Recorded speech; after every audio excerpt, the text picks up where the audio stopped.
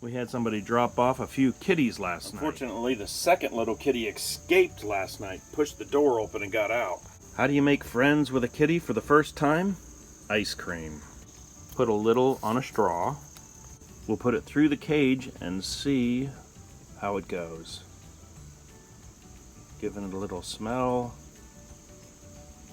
Still maybe a little too scared. So here's my plan. I'll just set it here and walk away.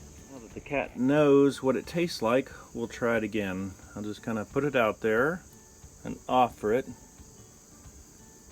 Not quite sure yet. So I'll just put it right back in the bowl. Still kind of shaking a little bit. It'll just take a little bit of time. The kitty's not interested in ice cream, which surprises me, so we'll go with some cat food. Here, kitty, kitty.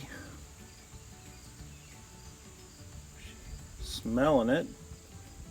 See if we get a lick out of there. Oh, there you go. Now we're on the way to making friends.